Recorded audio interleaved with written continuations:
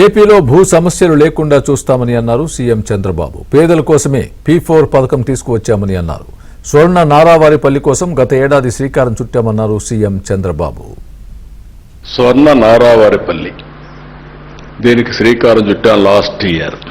Main ఉద్దేశం అంటే ఇక్కడుండే జీవన ప్రమాణాలు పెంచాలి, వీళ్ళ ఆదాయాన్ని పెంచాలనే ఉద్దేశంతో లాస్ట్ ఇయర్ స్టార్ట్ చేశాం.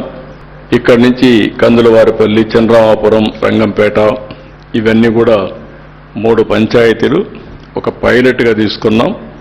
ఆ పైలట్గా తీసుకొని ఏమేం చేయాలనో హోంవర్క్ చేసి ఒక స్పెషల్ ఆఫీసర్ని పెట్టాం కలెక్టర్ గారి ఆధ్వర్యంలో.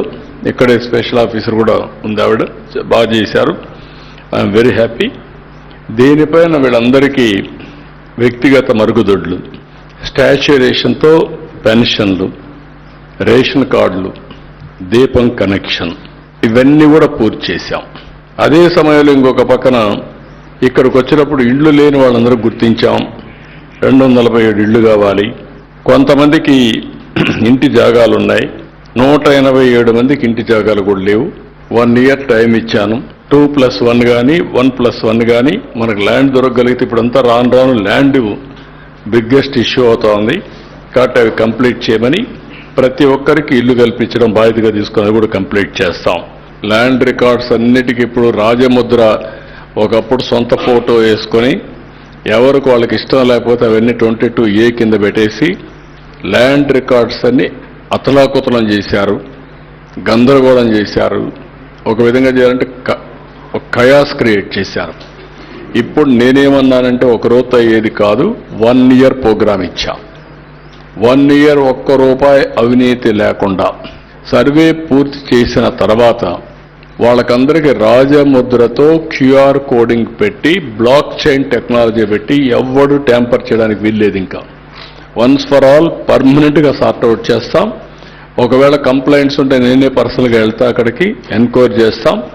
ఎవడైనా తప్పు చేస్తే కఠినంగా వ్యవహరిస్తా.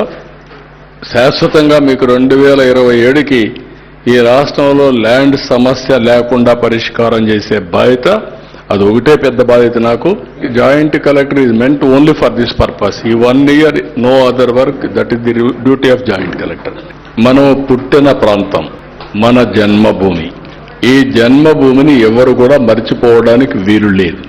ఇంకా మనతో పుట్టిన వాళ్ళు అక్కడికక్కడే చాలా ఇబ్బందుల్లో ఉన్నారు. బంధువులు కావచ్చు, మిత్రులు కావచ్చు, గ్రామస్తులు కావచ్చు, అందరూ కూడా ఇబ్బందుల్లో ఉన్నారు.